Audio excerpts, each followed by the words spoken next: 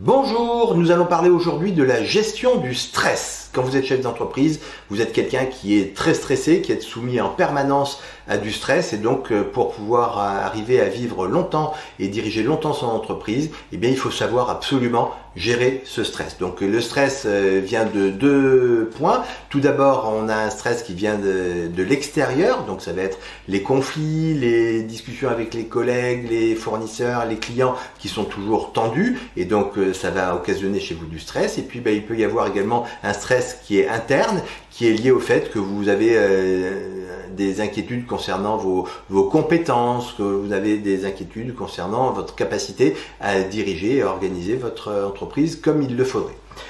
Pour bien combattre le stress, eh bien, il faut en connaître les origines, donc il faut bien analyser les différentes causes du stress et puis faire attention à ce dernier puisque le stress va engendrer obligatoirement des troubles très importants au niveau de votre santé. Ça va être par exemple des troubles musculaires, vous allez avoir des douleurs très fortes au niveau de tous les organes du corps, vous allez avoir mal à la tête et puis ça peut avoir des conséquences beaucoup plus dramatiques avec des infarctus, voire même des décès prématurés. Donc on fait très attention à ce stress que l'on doit absolument connaître. Donc connaître, ça veut dire connaître les origines de ce stress pour arriver à lutter contre. Pour lutter contre ce stress, il y a différentes méthodes. Tout d'abord des méthodes de relaxation.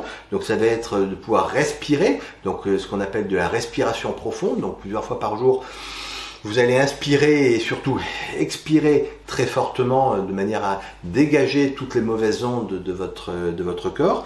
Vous allez avoir également tout ce qui va être technique de méditation et puis tout ce qui va être le yoga est également une excellente source de gestion de son stress.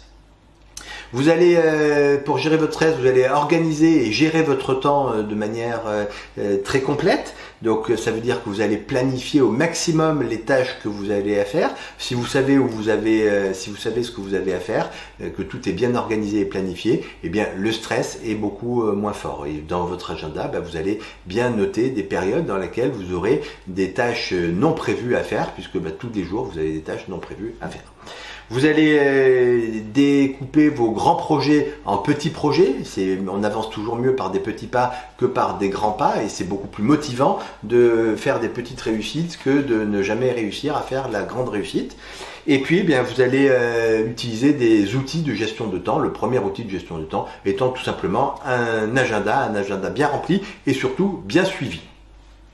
Les modes de vie est également très important dans la gestion de son stress. Donc ça veut dire quoi? Ça veut dire qu'il faut avoir une alimentation qui va être saine. Ça veut dire qu'il va falloir avoir du sommeil suffisamment. Et puis on dit généralement aussi qu'il faut faire, et quand on le dit ça veut dire que c'est important, il faut faire du sport de manière là aussi libérer toutes les mauvaises énergies qui s'accumulent en vous.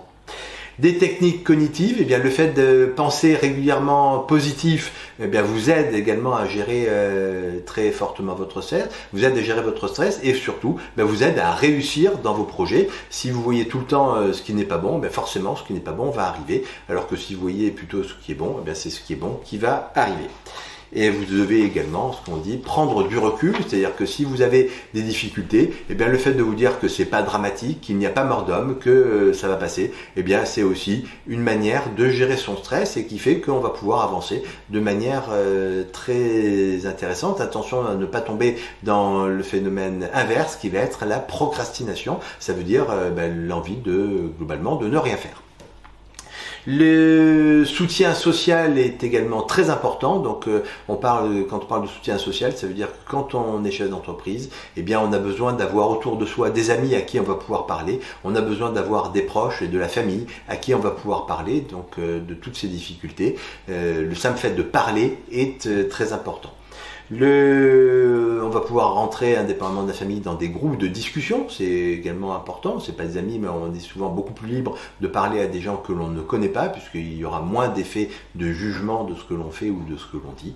Et puis on va pas hésiter non plus à faire appel à du soutien extérieur que l'on va pouvoir rémunérer, donc ça va être par exemple des coachs, ça va être des psychologues qui vont vous aider, ça peut être également très fréquemment et de plus en plus fréquemment votre expert comptable qui se fait un plaisir de vous écouter, de vous aider dans la gestion de votre entreprise. Vous avez des questions concernant la gestion de votre stress, vous n'hésitez pas à nous contacter, c'est avec un plaisir que nous répondrons présents à vos côtés. Vous avez apprécié cette vidéo, vous la likez, vous partagez très largement autour de vous auprès des chefs d'entreprise qui pourraient y avoir un intérêt. Et pour recevoir régulièrement de l'actualité, eh bien vous n'hésitez pas à vous abonner. À très vite, au revoir.